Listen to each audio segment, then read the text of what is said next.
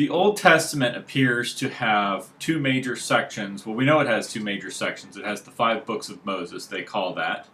The first 5 books, which they refer to as the 5 books of Moses. And then there's another set of books that I believe goes from Joshua to Kings, right? So the first 5 books of Moses are what? They're Genesis, Exodus, I don't know if this is the right order, Leviticus, Deuteronomy, and Numbers. Is that correct? Yeah, I think that's correct. And then after that you have Joshua, and you have a whole nother set of books which are not called the 5 books of Moses.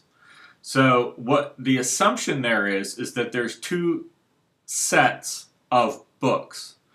One set of books is the first 5, and then there's another set which came at a different time, written by somebody else, which is also part of what we know of as the Old Testament, and it's a continuation of the earlier story. In the second part, the Joshua through Kings is the second part of the story, written by somebody else, not considered the 5 books of Moses. So the question becomes, number one, who was Moses, or about who was he in history? Who can we identify him with his history? Can we identify him in history? Is it even possible to identify him in history? Or are there people like him in history that he was similar to or would have been associated with? Those people we can find in history, and we can find them in Egyptian history. And so we can find a character in Egyptian history, Chancellor Bey. And we can look on Wikipedia what it says. It says Bey, the Chancellor, he had an Egyptian name which was Ramesses Khameneteru, but he's not the Ramses of the Bible. He just shared the name Ramesses, born of Ra, Khameneteru, but he was known as Bey. And what you have to understand about this period in Egyptian history is that you have different races in the power structure.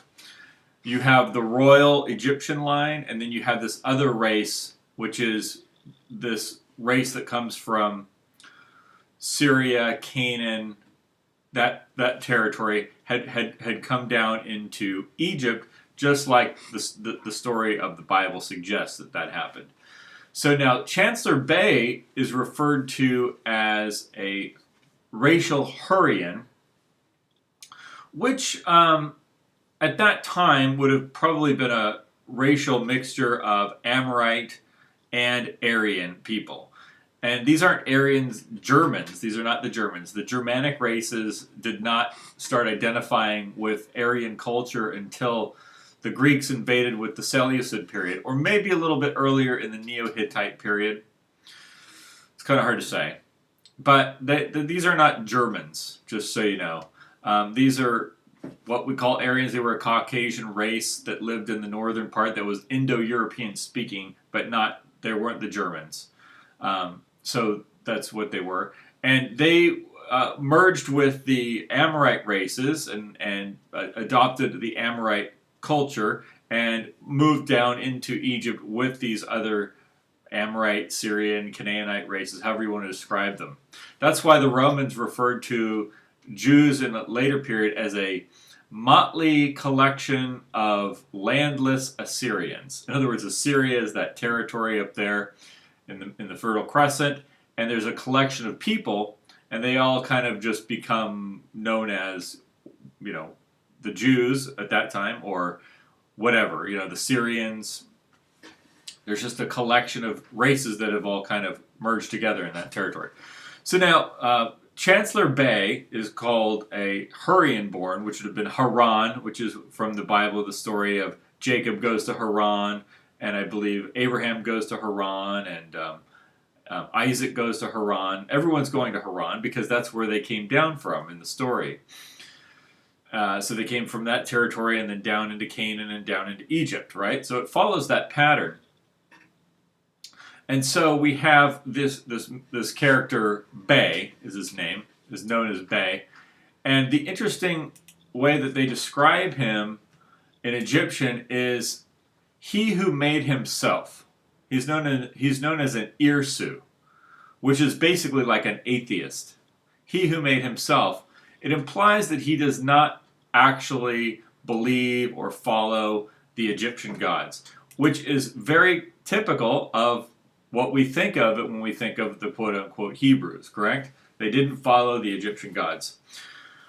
So now he was racially not an Egyptian. He was racially from Haran, and but he was close to Egyptian power. He was very close to Egyptian power. There was a whole network of people from this territory, the Haran and the Syrian territory, that were living in Egypt. We know about this in the story of the Bible, how they came down into Egypt and they started interacting with royalty, right? With the Egyptian royalty. So this is one of them, is Chancellor Bey, and he lived. When was he living here? It says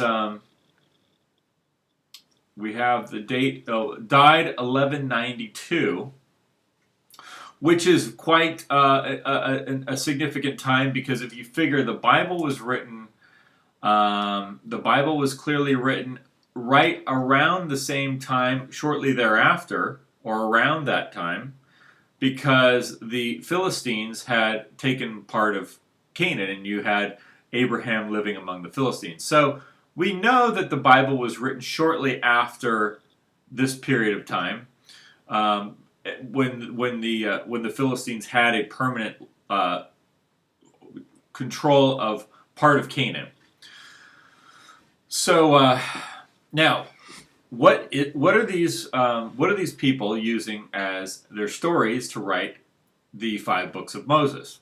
Well, they're using, you have Genesis, which I covered in my last video, as coming from originally from the Sumerian creation story, which features Zia Sudra as the Noah character who survives the flood.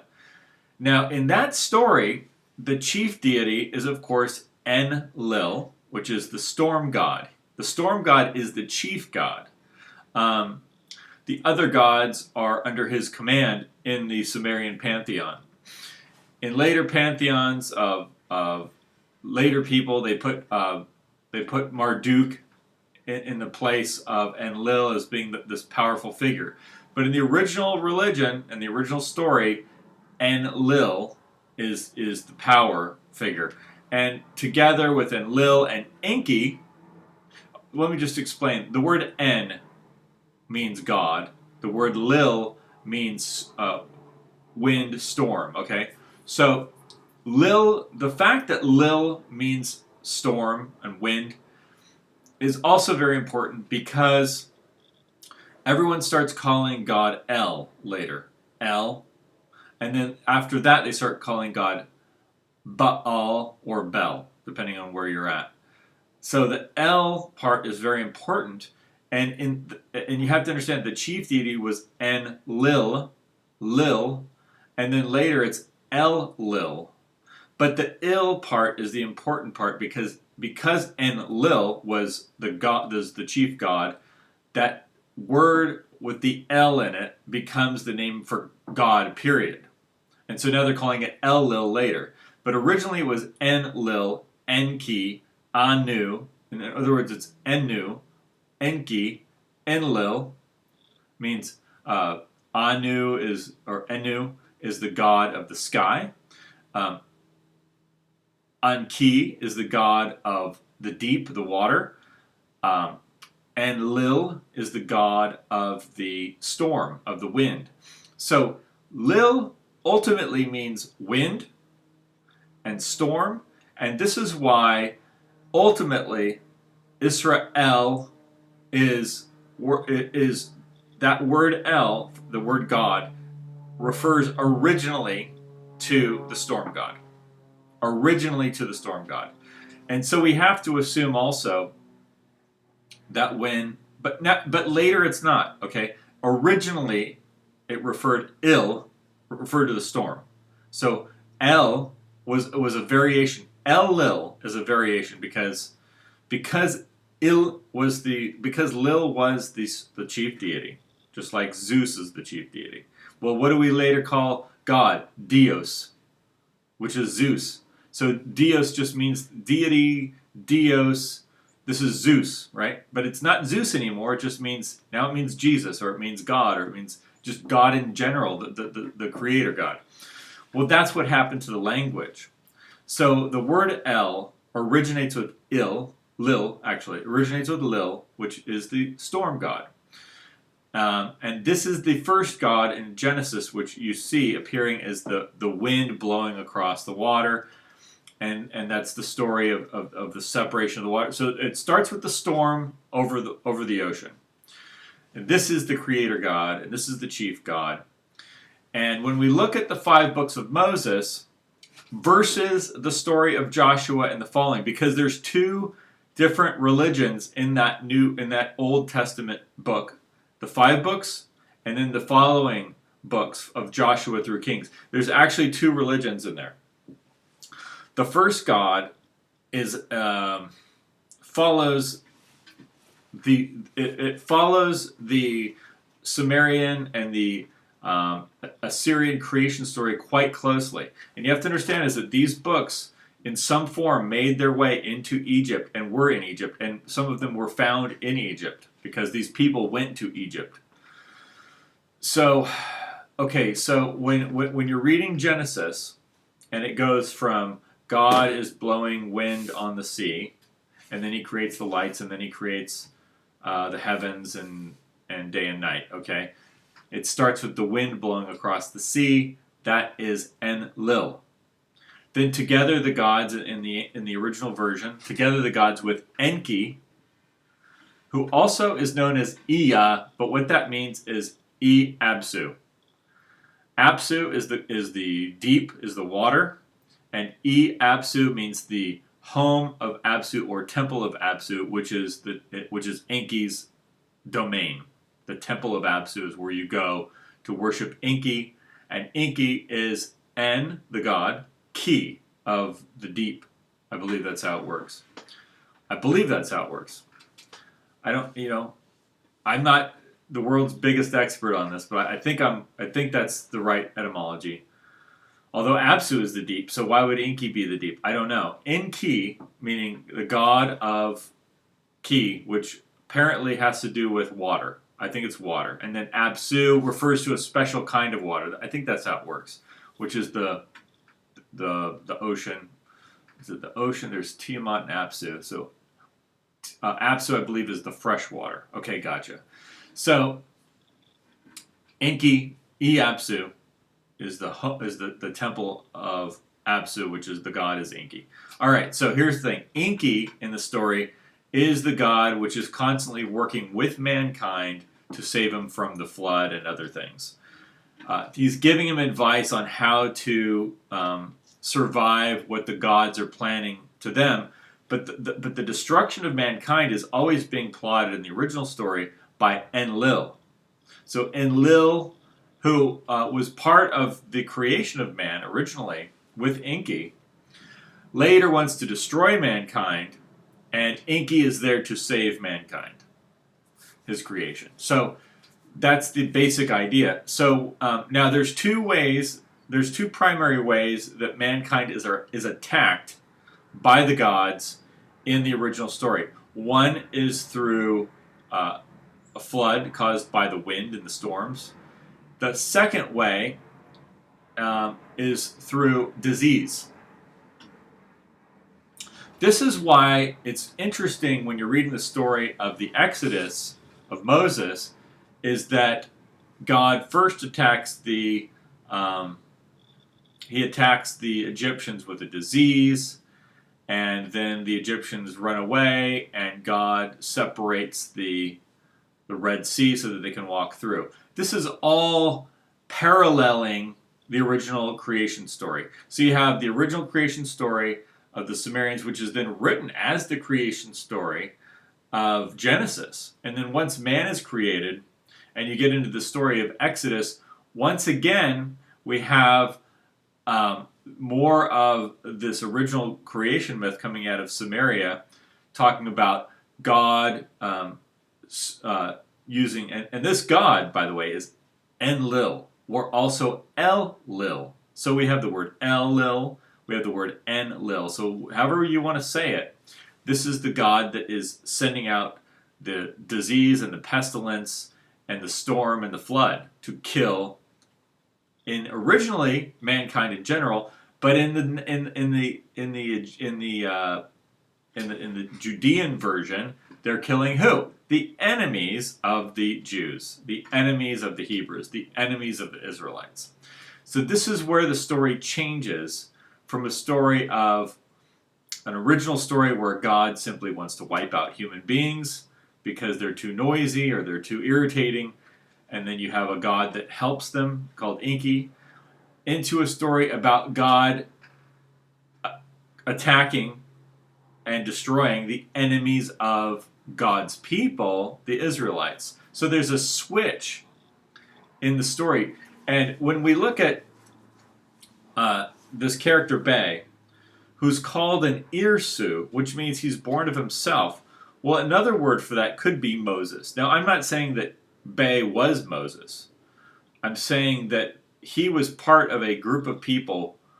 It wasn't just one guy who was upsetting the Egyptian royalty at the time. You can see in this quote here from an Egyptian text, it says, this is found in, I don't know where it's found, but I'll just read you what it says. It says, year 5, and it's, I don't know what year this is. Okay. Shimu the 27th, on this day, the scribe of the tomb, Passer, came announcing, Pharaoh, life, prosperity, and health, has killed the great enemy Bay. Okay, so after Bay had been part of this power structure, some other Egyptian faction came along and killed him because there was a struggle for power, and not everybody liked these people being part of their power structure. Now, this is the story of basically the Jews in Egypt. This is the story that you're being relayed to in Egypt about the Jews. So there's a group of people. So you could say that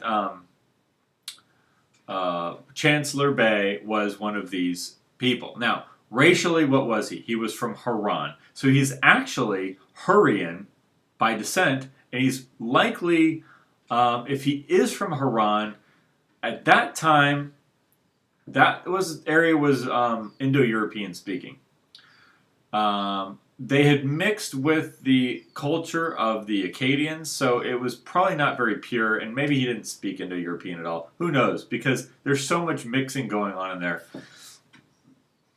that it's hard to say. I would say likely, as far as I know, Haran is the same as Aran or Aryan.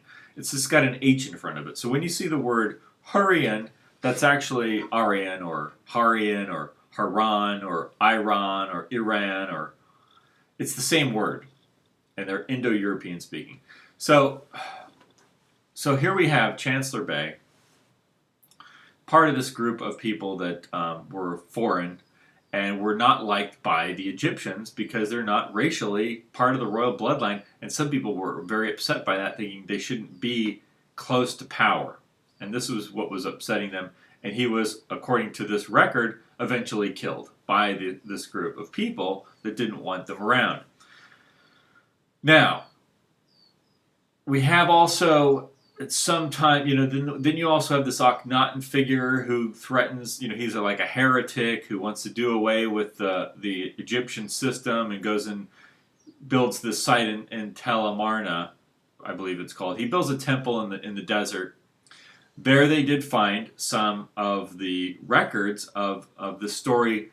I believe it's the myth of Adapa, which talks about these Mesopotamian gods and Anu and all these gods, and the story of Adapa.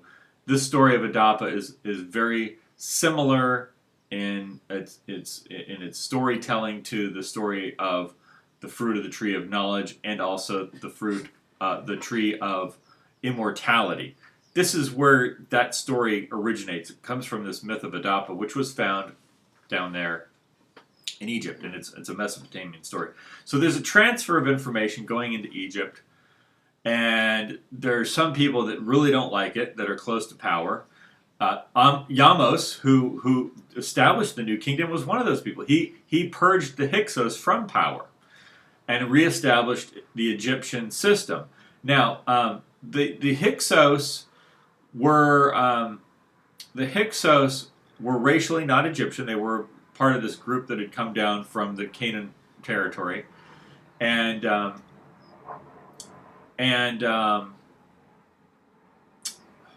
let's see, what was I going to say? All right, so yeah, so they were part of that. So what we're looking at here.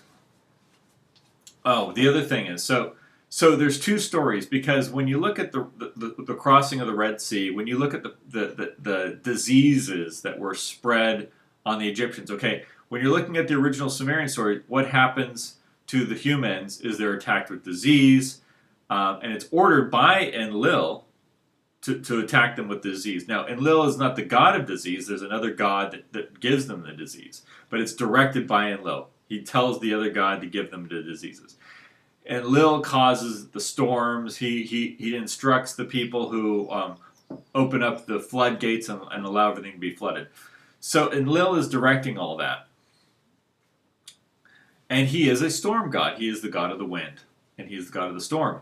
Now, in the what seems to have happened with the Hebrew race, or the story of the 5 books of Moses, and this is one of the things that was concerning to these people at the time, and it's I didn't find this quote just now, but I've read it before, which was that they turned the gods into men.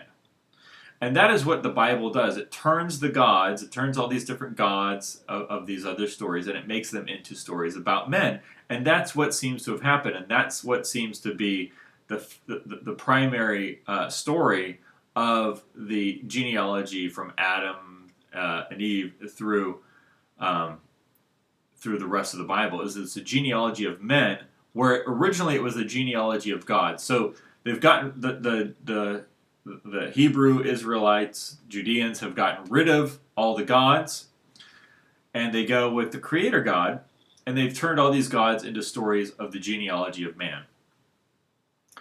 Now, but the stories that they're using, those we can go back and identify who those gods were. They were Enlil, they were Enki, right?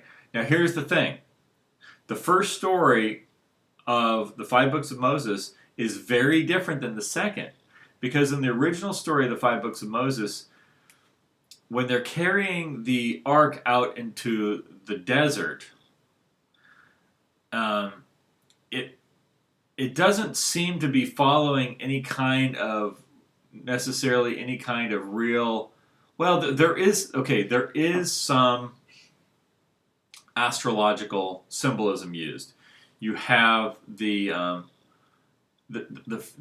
number 12 appearing regularly. However, that could have been added later, because it seems to me that you really did have an Egyptian ark, which was carried by the Egyptians, and then also this tradition could have been carried on by these Hebrews who had lived in Egypt. But then in the story of Joshua, it's very clear that this is just a symbol for the sun, and that the Joshua is Orion, and he's leading the 12 constellations. In other words, it goes from being a story about, not really about a storm god. It seems like it changes in the second part of the Old Testament. Once you get into Joshua, it becomes very clear that those stories are about the constellations, about Orion, about following the sun, which is because when they cross over the Jordan into Jericho, they've got that ark leading them way ahead of them. That's the sun. That's the sun leading them, and the ark. The story is that the ark is the thing that destroys their enemies. That they don't have to fight. The ark just goes ahead of them and wipes things out. Well, what happens is the sun goes across the sky, and disperses the darkness and becomes light, and it's just you have light everywhere. The darkness is gone. All the quote unquote monsters are gone, or the enemies of Israel are gone, and you know Joshua represents appears to represent Orion, and the 12 tribes would be the 12 constellations. Now, this is the same thing. This is the same pattern we're seeing in the old books with, for instance, Gilgamesh as Orion, and his partner, his buddy, not Utnapishtim, but Enki's creation.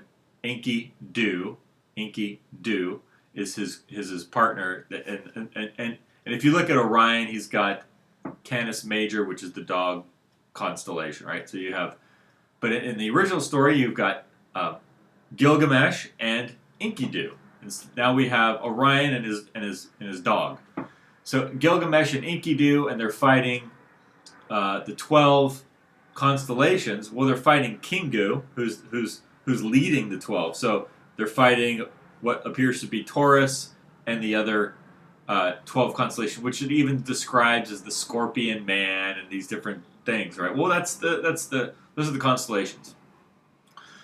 So obviously the stories are not the same story, but they have the same basic foundation, which is astrology, but not just astrology, because the thing that's important about the difference in the story is that when they made the story, it started with the wind god. And somehow that wind god got turned into a sun god, and that sun god got turned into the god of the human soul. But so that's the story of Moses. As far as I can tell, what did they use? They used the stories that Enlil brings storms, he brings pestilence. In the original story, he brings disease. He's going to get them with diseases. He's going to get them with diseases, and you have these people in the story, and they're all gaunt and they're covered in scabs. Well, these are the same types of weapons used against the Egyptians. So we have with the story of the Jews is them taking on this new religion and changing these stories of the gods into stories of men, and the stories of the gods using these powers against their enemies, so long as they are loyal to the Creator. And that seems to be the motivations behind these original books.